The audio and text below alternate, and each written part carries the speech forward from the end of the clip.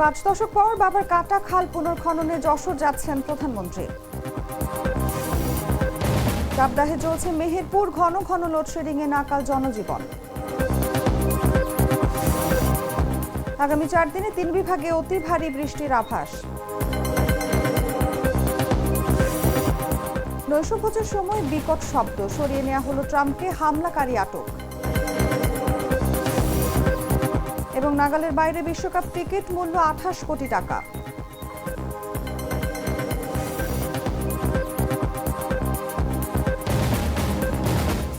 এতক্ষণ শুনছিলেন সংবাদ শিরোনাম। দর্শক, আমন্ত্রণ দুপুর 1টার সংবাদে। সঙ্গে আছি আমি অনুভা বিশ্বাস। লাল সরিষার দানা থেকে তৈরি হয় প্রাণ সরিষার তেল, আসল ঝাঁঝে আসল স্বাদে। এবারে চলে যাচ্ছি পুরো খবরে। 5 দশক আগে যে খাল বদলে দিয়েছিল একটি অঞ্চলের ভাগ্য, সেই খালই আজ মৃতপ্রায়। ইতিহাসের সেই গৌরবময় উদ্যোগকে আবারও জীবিত করতে এবার যশোর যাচ্ছেন প্রধানমন্ত্রী। বাবার মতো কোদাল হাতে খাল খননের সূচনা করবেন তিনি। শার্শার উলাসী যৌথনাথপুর সেই খাল ঘিরে এখন নতুন আশার আলো দেখছেন স্থানীয়রা। বিস্তারিত জাগো ডেস্ক রিপোর্টে। যশোরের শার্শা উপজেলার উলাসী এলাকা একসময় বছরের বেশিরভাগ সময় পানির নিচে থাকতো এই অঞ্চলের হাজার হাজার বিঘা জমি। ফসল হতো না, ছিল দারিদ্র্য আর হতাশা। 1976 সালের 1 নভেম্বর বদলে যায় সেই চিত্র। তৎকালীন রাষ্ট্রপতি মেজর জেনারেল জিয়াউর রহমান নিজ হাতে কোদাল তুলে নিয়ে শুরু করেন খাল খনন কর্মসূচি। তার আহ্বানে সাড়া দিয়ে হাজার হাজার মানুষ স্বেচ্ছাশ্রমে অংশ নেন। মাত্র 6 মাসেই বেতনা নদীর সঙ্গে সংযোগ করে প্রায় 4.5 কিলোমিটার খাল খনন সম্পন্ন হয়। ফলে বদলে যায় পুরো অঞ্চলের কৃষি ব্যবস্থা। কাজের বিনিময়ে ছিল না কোনো পারিশ্রমিক, শুধু রুটি আর গুড় খেয়েই চলত খাল খননের কাজ। কিন্তু সেই খাল এখন প্রায় ভরাট হয়ে মৃতপ্রায়। পানি নেই, নেই আগের সেই সেচ সুবিধা। দীর্ঘদিন সংস্কার না হওয়ায় কৃষি ব্যবস্থায়ও প্রভাব পড়েছে বলে জানাচ্ছেন স্থানীয়রা। এ অবস্থায় খালটির পুনর্খননের উদ্যোগ নিয়েছে সরকার। আগামী 27 এপ্রিল খাল খনন কর্মসূচির উদ্বোধন করবেন প্রধানমন্ত্রী তারেক রহমান। তার আগমন ঘিরে এলাকায় তৈরি হয়েছে উৎসবমুখর পরিবেশ। জেলা প্রশাসন বলছে সব ধরনের প্রস্তুতি সম্পন্ন। প্রায় 50 বছর আগে সেই ঐতিহাসিক উদ্যোগের স্মৃতি নিয়ে আবারও শুরু হচ্ছে নতুন অধ্যায়। নিউজ ডেস্ক, জাগো নিউজ। তীব্র তাপদাহের দহন, তার সঙ্গে বিদ্যুৎ সংকটের যন্ত্রণা, এ যেন মরার ওপর খাড়ার ঘা। ঘন ঘন লোডশেডিং এ মেহেরপুরের মানুষের জীবন দুর্বিষহ হয়ে উঠেছে। সবচেয়ে বেশি বিপাকে পড়েছেন গাংনী ও বামন্দি সহ আশেপাশের এলাকার বাসিন্দারা। পল্লী বিদ্যুৎ কর্তৃপক্ষ বলছে, জাতীয় গ্রিড থেকে পর্যাপ্ত বিদ্যুৎ না আসায় নির্দিষ্ট সময় পরপর লোডশেডিং দিতে হচ্ছে। পরিস্থিতি স্বাভাবিক হলে বিদ্যুৎ সরবরাহ স্বাভাবিক হবে বলেও আশা প্রকাশ করেন তারা। তীব্র তাপদাহের দাপট সঙ্গে বিদ্যুৎ সংকট দুর্বিষহ করে তুলেছে মেহেরপুরের জনজীবন। ঘন ঘন লোডশেডিংয়ে বিশেষ করে পল্লী বিদ্যুতের আওতাধীন গ্রামাঞ্চলে পরিস্থিতি চরম আকার ধারণ করেছে। দিনরাত মিলিয়ে দীর্ঘ সময় বিদ্যুৎহীন থাকায় সবচেয়ে বেশি বিপাকে পড়েছেন গাংনী ও বামন্দি সহ আশপাশের এলাকার বাসিন্দারা। স্থানীয়দের অভিযোগ, দিনে তীব্র গরমে কাজ করা কঠিন হয়ে পড়ছে, আর রাতে বিদ্যুৎ না থাকায় ঘুমানো প্রায় অসম্ভব হয়ে উঠছে। ফলে শিশু, বয়স্ক ও অসুস্থ মানুষদের দুর্ভোগ আরো বেড়ে গেছে। অসহ্য গরম, সেই সাথে পড়েছে কারেন্টের লোডশেডিং। আর লোডশেডিং এর অবস্থা তো বুঝলি বোঝানো যাবে না। এমন একটা অবস্থা এসে দাঁড়িয়েছে যে 10 মিনিট কারেন্ট থাকছে, 1.5 ঘন্টা 2 ঘন্টা পর আবার আসছে, আবার 10 মিনিট মতো থাকছে। মানে কারেন্ট মাঝে মধ্যে আসছে এইটুকু বলা যায়, মানে থাকছে এই কথা তো বলা যাবে না। মানে এর আগে একটা কৌতুকের শুনছিলাম যে কারেন্ট যাওয়ার সময় তাড়াতাড়ি আসতে দেরি হয় কেন, বলে যাওয়ার সময় আলো থাকে ওই জন্য তারা খুব দ্রুত চলে যেতে পারে, আর আসার সময় অন্ধকারে খুব আস্তে আস্তে আসে, এই জন্য দেরি হয়। এদিকে জ্বালানি তেলের সংকটের কারণে বিকল্প ব্যবস্থাও গ্রহণ করতে পারছে না এলাকাবাসী। তারা বলছেন, আগে জেনারেটর ব্যবহার করে কিছুটা পরিস্থিতি সামাল দেয়া গেলেও এখন ডিজেলের উচ্চ মূল্য এবং অপ্রতুলতার কারণে সেটা সম্ভব হচ্ছে না। আমাদের শিক্ষা প্রতিষ্ঠান থেকে শুরু করে বিভিন্ন অফিস আদালতে কারেন্ট না থাকায় আমরা সময়ের মধ্যে কাজ শেষ করতে পারছি না। এতে সাধারণ জনগণ বিভিন্ন ভোগান্তির মধ্যে আছে। সকাল থেকেই লাইন নেই, এবং যদিও একটু আসে 1 ঘন্টা 8 ঘন্টা পরে আবার চলে যায়। এতে সাধারণ জনগণ শুরু করে বিভিন্ন সেচ থেকে শুরু করে সবাই ভোগান্তির মধ্যে আছে আমরা। পল্লী বিদ্যুৎ কর্তৃপক্ষ বলছে, জাতীয় গ্রিড থেকে পর্যাপ্ত বিদ্যুৎ না আসায় নির্দিষ্ট সময় পরপর লোডশেডিং দিতে হচ্ছে।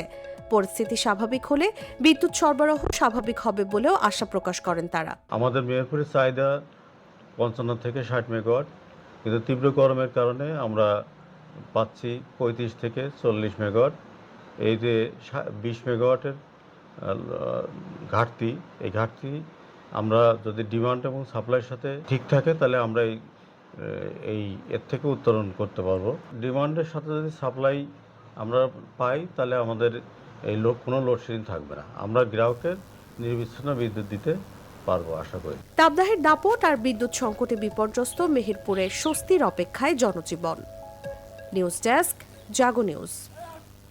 দেশের 3 বিভাগে আগামী 4 দিনে ভারী থেকে অতি ভারী বর্ষণের আভাস দিয়েছে আবহাওয়া অধিদপ্তর। রোববার সকালে ভারী বৃষ্টিপাতের সতর্ক বার্তায় সংস্থাটি এ তথ্য জানিয়েছে। সতর্ক বার্তায় বলা হয়, দেশের উত্তরাঞ্চল ও তৎসংলগ্ন এলাকায় গভীর সঞ্চালনশীল মেঘমালা তৈরি হতে পারে এবং তা অব্যাহত থাকতে পারে। এর প্রভাবে রোববার সন্ধ্যা 6টা থেকে পরবর্তী 96 ঘন্টায় রংপুর, ময়মনসিংহ ও সিলেট বিভাগের কোথাও কোথাও ভারী থেকে অতি ভারী বর্ষণ হতে পারে। ভারী থেকে অতি ভারী বর্ষণের কারণে রংপুর, ময়মনসিংহ ও সিলেট মহানগরীর কোথাও কোথাও অস্থায়ীভাবে জলাবদ্ধতাও তৈরি হতে পারে। আমি তো মশলা বদলে ফেলেছি, এবার আপনিও বদলে ফেলুন। একবার প্রাণ গুঁড়া মশলা ব্যবহার করেই দেখুন। জানাবো আন্তর্জাতিক সংবাদ।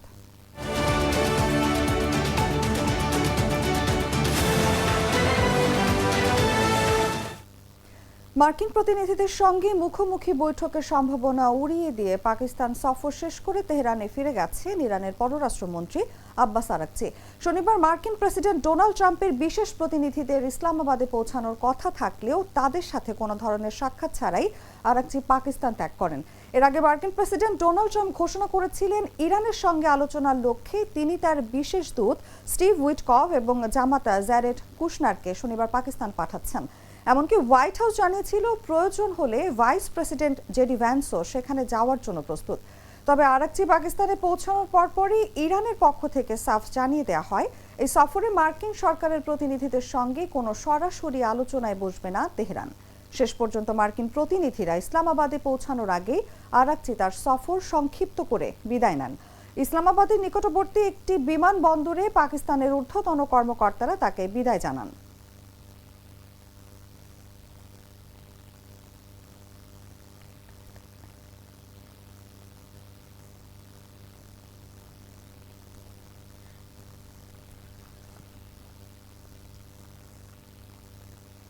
যুক্তরাষ্ট্রের রাজধানী ওয়াশিংটনে মার্কিন প্রেসিডেন্ট ডোনাল্ড ট্রাম্পের উপস্থিতিতে আয়োজিত অনুষ্ঠানের বাইরে গুলির ঘটনায় হামলাকারীকে আটক করা হয়েছে।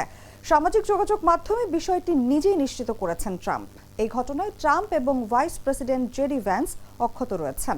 আইনশৃঙ্খলা বাহিনীর এক কর্মকর্তা জানিয়েছেন, এক পুলিশ সদস্য বুলেট প্রুফ জ্যাকেটে গুলিবিদ্ধ হয়েছেন, তবে তিনি আশঙ্কামুক্ত। বিস্তারিত জাগো ডেস্ক রিপোর্টে।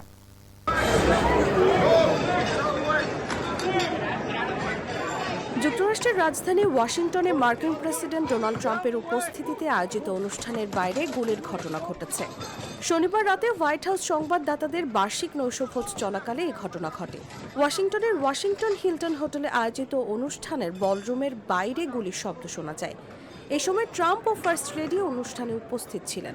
মার্কিন তদন্ত সংস্থা FBI জানিয়েছে, হামলাকারীকে আটক করা হয়েছে এবং তাদের ওয়াশিংটন ফিল্ড অফিস ঘটনাস্থলে তদন্ত চালাচ্ছে।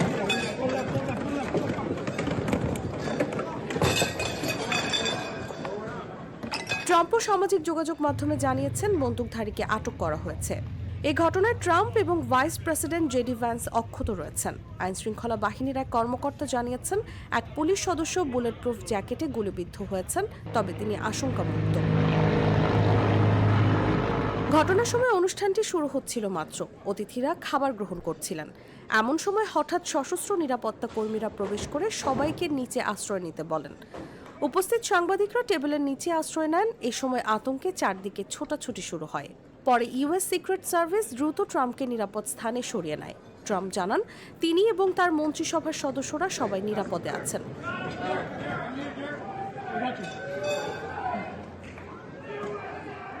সিক্রেট সার্ভিস জানিয়েছে, গুলির ঘটনা ঘটেছে অনুষ্ঠান স্থলের একটি তল্লাশি এলাকায়।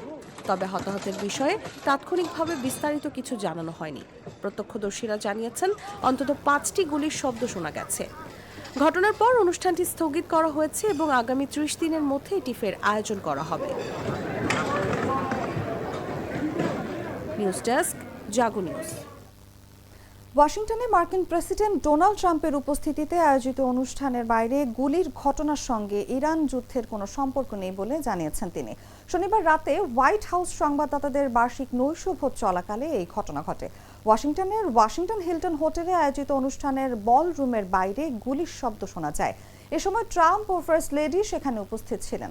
ঘটনার কিছুক্ষণ পর সংবাদ ব্রিফিংয়ে এসে ট্রাম্প জানান, প্রথমে তিনি গুলির শব্দকে কোনো কিছু পড়ে যাওয়ার আওয়াজ মনে করেছিলেন, তবে ফার্স্ট লেডি সঙ্গে সঙ্গে বুঝতে পারেন এটি গুলির শব্দ। হামলাকারীর উদ্দেশ্যে এখনো স্পষ্ট নয় জানিয়ে ট্রাম্প বলেন, আটক ব্যক্তিকে খুবই সন্দেহজনক মনে হয়েছে। আইন শৃঙ্খলা বাহিনী ধারণা করছে হামলাকারী এককভাবে এই হামলা চালিয়েছে। এই ঘটনার সঙ্গে ইরান যুদ্ধের কোনো সম্পর্ক নেই বলেও মন্তব্য করেন তিনি। Armed with multiple weapons, and he was taken down by some very brave members of Secret Service, and they acted very quickly.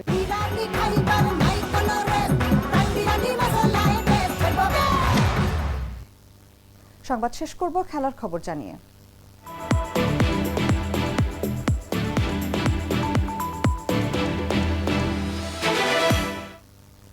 Football বিশ্বকাপের ফাইনালের একটি টিকিটের দাম 28 কোটি টাকা।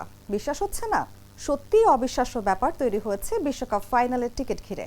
ফিফার পুনর্বিক্রয় ওয়েবসাইটে নতুন করে 4টি টিকিট বিক্রির জন্য এমন আকাশচুম্বী মূল্য নির্ধারণ করা হয়েছে। বিস্তারিত জাগো ডেস্ক রিপোর্টে।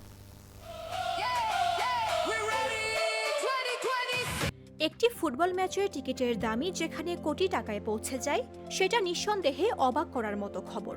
ফিফার 2026 বিশ্বকাপ ফাইনাল ঘিরে এমনই চমক তৈরি হয়েছে। ব্রিটিশ সংবাদ মাধ্যম দ্য গার্ডিয়ান জানিয়েছে, ফিফার রিসেল সাইটে ফাইনালের 4টি টিকিট বিক্রির জন্য তোলা হয়েছে, যার প্রতিটির দাম প্রায় $23 লাখ। বাংলাদেশি মুদ্রায় হিসাব করলে 4টি টিকিটের মোট মূল্য দাঁড়ায় প্রায় 28 কোটি 22 লাখ টাকা, অর্থাৎ এক একটি টিকিটের দামই 7 কোটির বেশি। আগামী 19 জুলাই যুক্তরাষ্ট্রের নিউ জার্সির মেটলাইফ স্টেডিয়ামে অনুষ্ঠিত হবে এই ফাইনাল ম্যাচ। বিক্রির জন্য রাখা টিকিটগুলো স্টেডিয়ামের 45 নম্বর সারির 124 নম্বর ব্লকের 33 থেকে 36 নম্বর আসনের। মূল টিকিটের দাম নিয়ন্ত্রণে রাখলেও ফিফা তাদের রিসেল বা এক্সচেঞ্জ মার্কেট প্লেসে দামের ওপর সরাসরি নিয়ন্ত্রণ রাখতে পারে না। তবে প্রতিটি টিকিট বিক্রির ক্ষেত্রে ক্রেতা ও বিক্রেতা দুই পক্ষ থেকেই 15% করে ফি নেয় ফিফা। ফলে এই বিশাল অঙ্কের লেনদেনের একটি বড় অংশই সংস্থাটির আয় হিসেবে যুক্ত হবে। অন্যদিকে আনুষ্ঠানিক টিকিটের দামও কম নয়। সর্বনিম্ন টিকিটের মূল্য ধরা হয়েছে প্রায় $10,923, যা বাংলাদেশের টাকায় প্রায় 13 লাখ টাকার কাছাকাছি। 2022 বিশ্বকাপের তুলনায় এবার টিকিটের দাম অন্তত 4 গুণ বেশি হতে পারে বলে আগেই জানা গিয়েছিল। সব মিলিয়ে বলা যায়, ফুটবল বিশ্বকাপ এখন শুধু আবেগের খেলা নয়, এটি হয়ে উঠেছে বিশাল অর্থনৈতিক বাস্তবতারও প্রতিচ্ছবি। মামদুহা রাইসা, জাগো নিউজ। সংবাদ শেষ করার আগে শিরোনামগুলো জানিয়ে দিচ্ছি আরো একবার।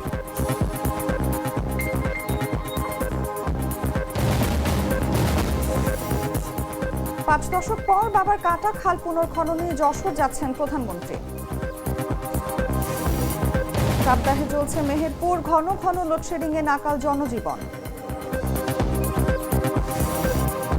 আগামী 4 দিনে 3 বিভাগে অতি ভারী বৃষ্টির আভাস। নৈশভোজের সময় বিকট শব্দ, সরিয়ে নেওয়া হলো ট্রাম্পকে, হামলাকারী আটক। এবং নাগালের বাইরে বিশ্বকাপ টিকিট মূল্য 28 কোটি টাকা।